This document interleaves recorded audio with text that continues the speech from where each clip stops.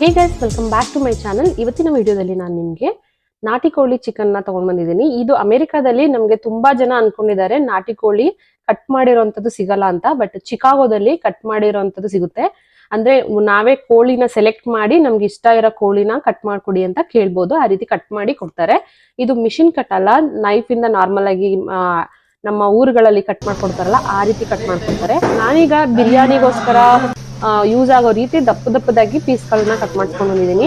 ಇದನ್ನ ಬಿರಿಯಾನಿ ಕೂಡ ನಾನು ಪೀಸ್ಗಳನ್ನ ಎತ್ಕೊಂಡು ಮಿಕ್ಕಿದ್ದನ್ನ ನಾನು ಸಾಂಬಾರ್ ಮಾಡ್ತೀನಿ. ಆಂಧ್ರ ಸ್ಟೈಲ್ ಅಲ್ಲಿ ಸಾಂಬಾರ್ ಮಾಡ್ತೀನಿ. ಅದು ಯಾವ ರೀತಿ ಇರುತ್ತೆ ಅನ್ನೋದನ್ನ ನಾನು ನಿಮ್ಗೆ ತೋರಿಸ್ತಾ ಇದ್ದೀನಿ. ನೋಡಿ, ಈಗ ನನಗೆ ಕೊಟ್ಟಿರೋಂಥದ್ದು ತಲೆನೂ ತಗೊಂಡಿದ್ದೀನಿ, ಕಾಲು ತಗೊಂಡಿದ್ದೀನಿ. ನನ್ಗೊಂದ್ಸರಿ ತಲೆ ತಿನ್ಬೇಕು ಅನ್ಸುತ್ತೆ, ಕೆಲವೊಂದು ಸರಿ ಕಾಲುಗಳನ್ನ ತಿನ್ಬೇಕು ಅನ್ಸುತ್ತೆ. ಸೊ ಅದಕ್ಕೋಸ್ಕರ ನಾನು ಕಂಪ್ಲೀಟ್ ಆಗಿ ವಿತ್ ಸ್ಕಿನ್ ತಗೊಂಡಿದ್ದೀನಿ. ಈ ನಾಟಿ ಕೋಳಿ ಚಿಕನ್ ಅಲ್ಲಿ ವಿತ್ ಸ್ಕಿನ್ ತಗೊಂಡ್ರೆ ತುಂಬಾ ಟೇಸ್ಟಿ ಆಗಿರುತ್ತೆ. ಯಾಕಂತ ಹೇಳಿದ್ರೆ ಫ್ಯಾಟ್ ಅನ್ನೋದು ತುಂಬಾ ಕಡಿಮೆ ಇರುತ್ತೆ.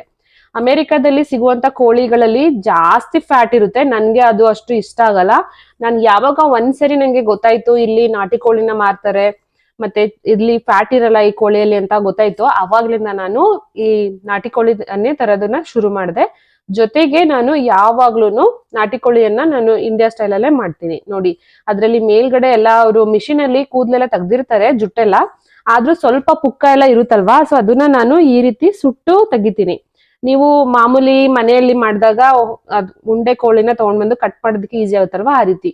ಬಟ್ ನಾನು ಇಲ್ಲಿ ಈ ರೀತಿ ಕಟ್ ಮಾಡಿಸ್ಕೊಂಡ್ ಬಂದಿರೋದಕ್ಕೆ ಕಾರಣ ಏನಪ್ಪಾ ಅಂತ ಹೇಳಿದ್ರೆ, ನಮ್ಮ ಮನೆ ಬಂದು ಮರದ ಮನೆ, ಅಂದ್ರೆ ವುಡನ್ ಅಲ್ಲಿ ಕಟ್ಟಿರೋದ್ರಿಂದ ಸೌಂಡ್ ಬರುತ್ತೆ, ಜಾಸ್ತಿ ಹೊಡಿಯೋದಕ್ಕಾಗಲ್ಲ, ಅಂದ್ರೆ ಚೆಚ್ಚೋದಾಗ್ಲಿ ಕಟ್ ಮಾಡೋದಕ್ಕಾಗಲ್ಲ ತುಂಬಾ ಹೊತ್ತು. ಸೊ ಅದಕ್ಕೋಸ್ಕರ ನಾನು ಅಲ್ಲೇನೆ ಕಟ್ ಮಾಡ್ಕೊಡಿ ಅಂತ ಹೇಳ್ಬಿಟ್ಟು ಕಟ್ ಮಾಡಿಸ್ಕೊಂಡ್ ಬಂದಿದ್ದೀನಿ.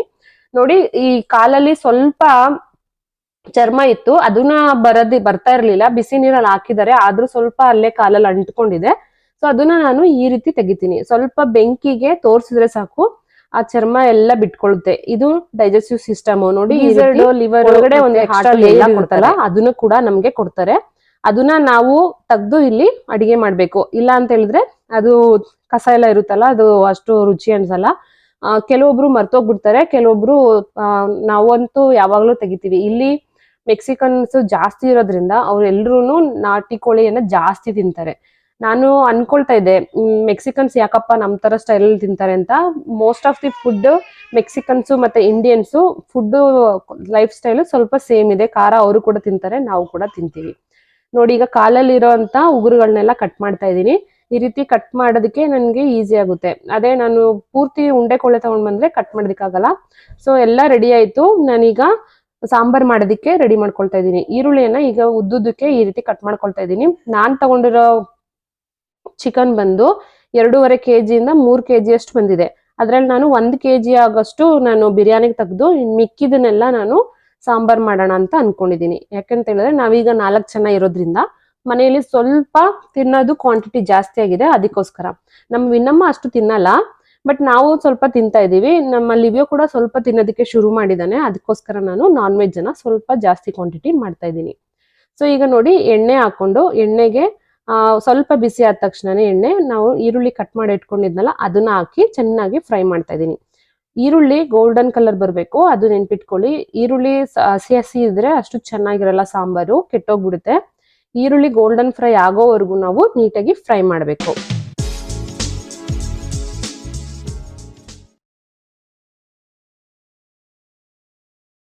ಈರುಳ್ಳಿ ಬೇಗ ಫ್ರೈ ಆಗ್ಬೇಕಂತ ಹೇಳಿದ್ರೆ ನಾವು ಕಲ್ಲುಪ್ಪನ್ನ ಹಾಕ್ಬೋದು. ಕಲ್ಲುಪ್ಪು ನನ್ಗೆ ತುಂಬಾ ಇಷ್ಟ. ಯಾಕಂತ ಹೇಳಿದ್ರೆ ಸಾಂಬಾರ್ಗಳಿಗೆ ಮತ್ತೆ ಯಾವುದೇ ಅಡಿಗೆಗೂ ಕಲ್ಲುಪ್ಪನ್ನ ಉಪಯೋಗಿಸಿದ್ರೆ ರುಚಿ ಅನ್ನೋದು ತುಂಬಾ ಚೆನ್ನಾಗಿರುತ್ತೆ. ಅದ್ರ ಜೊತೆಗೆ ಈರುಳ್ಳಿ ಬೇಗ ಗೋಲ್ಡನ್ ಕಲರ್ಗೆ ಬರ್ಬೇಕು ಅಂತ ಹೇಳಿದ್ರೆ ನಾವು ಕಲ್ಲುಪ್ಪನ್ನ ಹಾಕಿದ್ರೆ ಬೇಗ ಆಗುತ್ತೆ. ಅದ್ರಲ್ಲಿ ಇರುವಂತ ನೀರಿನಂಶ ಎಲ್ಲ ಬೇಗ ಹೋಗಿ ಬೇಗ ನಮ್ಗೆ ಫ್ರೈ ಆಗುತ್ತೆ, ಟೈಮ್ ಅಷ್ಟು ತಗೊಳ್ಳೋದಿಲ್ಲ. ಅದೇ ನಾವು ಕಲ್ಲುಪ್ಪು ಹಾಕಿಲ್ಲ ಅಥವಾ ಉಪ್ಪು ಹಾಕಿಲ್ಲ ಅಂದ್ರೆ, ಕಲ್ಲುಪ್ಪು ಉಪಯೋಗಿಸದೇ ಇರೋರು ನಾರ್ಮಲ್ ಉಪ್ಪನ್ನ ಕೂಡ ಹಾಕ್ಬೋದು. ಲಾಸ್ಟ್ ಅಲ್ಲಿ ನಾವು ಉಪ್ಪನ್ನ ರುಚಿಗೆ ತಕ್ಕಷ್ಟು ನೋಡಿ ಹಾಕೋಬೇಕು, ಯಾಕಂದ್ರೆ ಫಸ್ಟೇ ಸ್ವಲ್ಪ ಹಾಕಿರ್ತೀವಲ್ಲ ಅದಕ್ಕೆ. ಈಗ ನಾನು ಚಿಕನ್ ತೊಳೆದಿಟ್ಕೊಂಡಿದ್ದೀನಿ. ತೊಳೆದಿಟ್ಕೊಂಡ್ರೆ ಚಿಕನ್ ಚೆನ್ನಾಗಿ ನೀರೆಲ್ಲ ತೆಗೆದು ಅದನ್ನ ಹಾಕ್ತಾ ಇದ್ದೀನಿ. ಈಗ ಇದ್ರಲ್ಲೇನೆ ಸ್ವಲ್ಪ ಫ್ಯಾಟ್ ಬರುತ್ತೆ, ಅದಕ್ಕೋಸ್ಕರ ನಾನು ಎಣ್ಣೆನ ಸ್ವಲ್ಪ ಕಮ್ಮಿ ಹಾಕಿದ್ದೀನಿ. ಈ ಸರಿ ನಾನು ತಗೊಂಡ್ ಬಂದ್ರೆ ನಾಟಿ ಕೋಳಿ ತುಂಬಾ ಎಳೆ ನಾಟಿ ಕೋಳಿ. ಇಲ್ಲಿ ಹೆಂಗ್ ರೂಸ್ಟರ್ ಅಥವಾ ಹೆಂಗ್ ಹೆಣ್ ಅಂತ ಕೇಳಿದ್ರೆ ಕೊಡ್ತಾರೆ. ಎಳೆ ನಾಟಿ ಕೋಳಿಯನ್ನ ಕೊಡಿ ಅಂತ ಕೇಳಿದ್ರೆ ಕೊಡ್ತಾರೆ. ಅದನ್ನ ತಗೊಂಡ್ ಬಂದಿರೋದ್ರಿಂದ ನಾನೀಗ ನೋಡಿ ಇಷ್ಟು ತಗೊಂಡಿದ್ದೀನಿ. ನನ್ಗೀಗ ಈ ಚಿಕನ್ ಅಲ್ಲಿ ಸ್ವಲ್ಪ ಜಾಸ್ತಿ ಇದೆ ಅನ್ನಿಸ್ತಾ ಇದೆ. ಸೊ ಅದಕ್ಕೋಸ್ಕರ ಎಲ್ಲ ನೀಟಾಗಿ ಎಣ್ಣೆ ಬಿಡೋವರೆಗೂ ಫ್ರೈ ಮಾಡಾದ್ಮೇಲೆ ಇದ್ರಲ್ಲೇ ನಾನು ಪೆಪ್ಪರ್ ಚಿಕನ್ ಮಾಡೋಣ ಅಂತ ಅನ್ಕೊಂಡಿದೀನಿ. ಫಸ್ಟ್ ಇಲ್ಲಿ ಚೆನ್ನಾಗಿ ಫ್ರೈ ಮಾಡ್ಕೊಂಡು ಇದರಿಂದ ಒಂದ್ 2-3 ಪೀಸ್ಗಳನ್ನ ತಗೊಂಡು ನಾನು ಸಪ್ರೇಟ್ ಮಾಡೋಣ ಅನ್ಕೊಂಡಿದೀನಿ. ನಾನೀಗ ಮಾಡ್ತಾ ಇರೋಂಥ ಕುಕ್ಕರು ಬಟರ್ಫ್ಲೈ ಕುಕ್ಕರು. ಇದು ಸ್ಟೇನ್ಲೆಸ್ ಸ್ಟೀಲ್, ತುಂಬಾ ಚೆನ್ನಾಗಿದೆ. ಬಟ್ ಅಡಿಗೆ ಮಾಡಕ್ಕೆ ಬರಲ್ಲ ಅಂತ ಹೇಳಿದ್ರೆ ಅಥವಾ ಸೀದೋಗುತ್ತೆ ಅನ್ಸಿದ್ರೆ, ಅದು ಕಲ್ಸಿಲ್ಲ ಅಂತ ಅಂದ್ರೆ ಸೀದೋಗಿರೋ ತರ ಅನ್ಸುತ್ತೆ. ನಾವು ಅವಾಗ ಕಲಿಸ್ತಾ ಇದ್ರೆ ಮತ್ತೆ ಲೋ ಫ್ಲೇಮ್ ಅಲ್ಲಿ ಮಾಡ್ತಾ ಇದ್ರೆ ಈ ಕುಕ್ಕರ್ ತುಂಬಾ ಚೆನ್ನಾಗಿದೆ, ನನ್ಗಂತೂ ತುಂಬಾ ಇಷ್ಟ ಆಯ್ತು. ಸೊ ಈಗ ಅದು ಫ್ರೈ ಆಗ್ತಾ ಆದ ತಕ್ಷಣನೇ ಸ್ವಲ್ಪ ಅರಿಶಿನ ತಗೊಂಡಿದೀನಿ. ಅದೇ ರೀತಿ ನಾನು ಈಗ ಪೆಪ್ಪರ್ ಚಿಕನ್ಗೆ ಸಪ್ರೇಟ್ ತಗೊಳ್ತೀನಿ ಅಂತ ಹೇಳಿದ್ನಲ್ಲ, ಅದಕ್ಕೆ ಒಂದ್ ಸ್ವಲ್ಪ 4-5 ಪೀಸ್ನ ನಾನು ಸಪ್ರೇಟ್ ಮಾಡಿ ಅದ್ರಲ್ಲಿ ಜಿಡ್ಡಿನಂಶ ಬಂದಿತ್ತಲ್ಲ ಅದನ್ನೇ ನಾನು ಈ ಕಡೆ ತಗೊಂಡಿದ್ದೀನಿ. ಯಾಕಂತ ಹೇಳಿದ್ರೆ ನನಗೆ ಈ ಚಿಕನ್ ಅಲ್ಲಿ ಸ್ವಲ್ಪ ಎಕ್ಸ್ಟ್ರಾ ಫ್ಯಾಟ್ ಅನ್ನಿಸ್ತು, ಅದಕ್ಕೋಸ್ಕರ ನಾನು ನಾರ್ಮಲ್ ಎಣ್ಣೆನ ಉಪಯೋಗಿಸ್ದೆ. ಅದೇ ಫ್ಯಾಟ್ ಅನ್ನ ನಾನು ಇಲ್ಲಿ ಹಾಕಿ ಫ್ರೈ ಮಾಡ್ತಾ ಇದ್ದೀನಿ. ಈಗ ಜಸ್ಟ್ ಅರಿಶಿನ ಹಾಕಿ ಫ್ರೈ ಮಾಡ್ತಾ ಇದ್ದೀನಿ. ಅರಿಶಿನ ಆದ್ಮೇಲೆ ನಾನು ಸ್ವಲ್ಪ ಖಾರದ ಪುಡಿ, ಸ್ವಲ್ಪ ಧನಿಯಾ ಪುಡಿ, ಸ್ವಲ್ಪ ಜಿಂಜರ್ ಗಾರ್ಲಿಕ್ ಪೇಸ್ಟು ಇದೆಲ್ಲ ಹಾಕಿ ಹಸಿ ವಾಸನೆ ಹೋಗೋವರೆಗೂ ಬಿಡ್ಬೇಕು.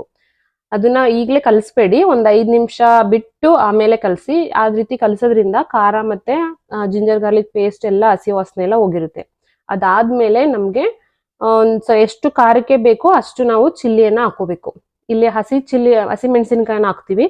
ಅದೇ ರೀತಿ ಇಲ್ಲಿ ಹೆಲೋಪಿನೋ ಸಿಗುತ್ತೆ. ಆ ಹೆಲೋಪಿನೋ ಅಂತ ಹೇಳಿದ್ರೆ ಮೆಕ್ಸಿಕನ್ಸ್ ಉಪಯೋಗಿಸೋದು ಜಾಸ್ತಿ, ಅದನ್ನ ನಾನು ಇಲ್ಲಿ ಹಾಕ್ತಾ ಇದ್ದೀನಿ. ನಾನು ಎರಡಕ್ಕೂ ಒಂದೇ ರೀತಿ ಮಾಡ್ತಾ ಇದ್ದೀನಿ. ಬಟ್ ಇಲ್ಲಿ ಪೆಪ್ಪರ್ ಚಿಕನ್ಗೆ ನಾನು ಚಿಲ್ಲಿ ಪೌಡರ್ ಹಾಕ್ತಾ ಇಲ್ಲ, ಪೆಪ್ಪರ್ ಅನ್ನ ಹಾಕ್ತೀನಿ. ಅದಾದ್ಮೇಲೆ ಲಾಸ್ಟ್ ಅಲ್ಲಿ ನಮ್ಗೆ ಈ ಗ್ರೇವಿ ಅನ್ನೋದು ಸ್ವಲ್ಪ ಜಾಸ್ತಿ ಬರ್ಬೇಕಲ್ವಾ, ಸಾಂಬಾರ್ಗೆ ಆಂಧ್ರ ಸ್ಟೈಲ್ ಅಲ್ಲಿ ಮೊಸರನ್ನ ಹಾಕ್ತಾರೆ. ಗಟ್ಟಿ ಮೊಸರನ್ನ ಹಾಕಿ ನೀರ್ ಎಷ್ಟು ಬೇಕೋ ಅಷ್ಟನ್ನ ಹಾಕ್ತಿವಿ. ಅದೇ ನಾವು ಕರ್ನಾಟಕ ಸ್ಟೈಲ್ ಅಲ್ಲಿ ಮಾಡಿದ್ರೆ ಕಾಯಿ ಅಥವಾ ಬೇರೆ ಹಾಕಿ ನಾವು ರುಬ್ಬಿ ಮಾಡ್ತೀವಲ್ವಾ, ಆ ರೀತಿ ಇರಲ್ಲ. ಇದು ಟೇಸ್ಟ್ ಕಂಪ್ಲೀಟ್ ಆಗಿ ಡಿಫ್ರೆಂಟ್ ಇರುತ್ತೆ. ಟೇಸ್ಟ್ ಯಾವ ರೀತಿ ಹೇಳ್ಬೇಕು ಅಂತ ಹೇಳಿದ್ರೆ, ಟೇಸ್ಟ್ ಅನ್ನೋದು ತುಂಬಾ ಡಿಫ್ರೆಂಟ್ ಆಗಿರುತ್ತೆ. ನೀವು ಒಂದ್ಸರಿ ಟ್ರೈ ಮಾಡಿ ನೋಡಿ.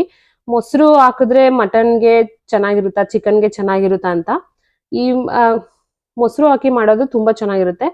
ಆಮೇಲೆ ಒಂದು 4-5 ವಿಷಲ್ ಅನ್ನ ಹಾಕಿ ನೋಡಿ, ಈ ರೀತಿ ರೆಡಿ ಆಗಿದೆ ಸಾಂಬಾರು. ಮೇಲ್ಗಡೆ ಸ್ವಲ್ಪ ಎಣ್ಣೆ ಬಿಟ್ಕೊಂಡಿದೆ, ಅದನ್ನ ಬೇಕು ಅಂತ ಹೇಳಿದ್ರೆ ನಾವು ತೆಗ್ದಾಕ್ ಬಿಡ್ಬೋದು, ಬೇಡ ಅಂತ ಹೇಳಿದ್ರೆ ಉಪಯೋಗಿಸ್ಕೋಬಹುದು. ಇದಕ್ಕೆ ನಾನು ಅನ್ನ ಮತ್ತೆ ಮುದ್ದೆ ಅಥವಾ ಚಪಾತಿ ಯಾವ್ದಾದ್ರೂ ಸರಿ ತುಂಬಾ ಚೆನ್ನಾಗಿರುತ್ತೆ. ಲಾಸ್ಟ್ ಅಲ್ಲಿ ಸ್ವಲ್ಪ ಕೊತ್ತಂಬರಿ ಸೊಪ್ಪನ್ನ ಹಾಕೊಂಡು ಇದನ್ನ ಸರ್ವ್ ಮಾಡಿದ್ರೆ ಎಲ್ರಿಗೂ ತುಂಬಾ ಇಷ್ಟ ಆಗಿ ಚೆನ್ನಾಗಿ ತಿಂತಾರೆ. ಸ್ವಲ್ಪ ಖಾರ ಇರುತ್ತೆ ನಾವು ಮಾಡೋದು, ನೀವು ಖಾರ ಜಾಸ್ತಿ ಅನ್ಸಿದ್ರೆ ಸ್ವಲ್ಪ ಕಮ್ಮಿ ಮಾಡ್ಕೋಬಹುದು. ಆಂಧ್ರ ಸ್ಟೈಲ್ ಅಲ್ಲಿ ಈ ಸಾಂಬಾರು ಸ್ವಲ್ಪ ಖಾರವಾಗಿರುತ್ತೆ, ತುಂಬಾ ಟೇಸ್ಟಿ ಆಗಿರುತ್ತೆ. ಒಂದ್ಸರಿ ಮಾಡಿದ್ರೆ ಮತ್ತೆ ಮತ್ತೆ ಮಾಡಿ ಮಾಡಿ ತಿನ್ಬೇಕು ಅನ್ಸುತ್ತೆ. ನೋಡಿದ್ರಲ್ಲ, ಇದು ನಾಟಿ ಕೋಳಿ ಸಾಂಬಾರ್ ನಮ್ಮ ಮನೆಯಲ್ಲಿ ಮಾಡುವಂತ ಶೈಲಿ. ಈ ವಿಡಿಯೋ ನಿಮ್ಗೆ ಇಷ್ಟ ಆದ್ರೆ ಲೈಕ್ ಮಾಡಿ, ಶೇರ್ ಮಾಡಿ, ಸಬ್ಸ್ಕ್ರೈಬ್ ಮಾಡಿ. ಮತ್ತೆ ಮುಂದಿನ ವಿಡಿಯೋದಲ್ಲಿ ಸಿಗ್ತೀನಿ. ನಮಸ್ಕಾರ. ಇದು ಪೆಪ್ಪರ್ ಚಿಕನ್.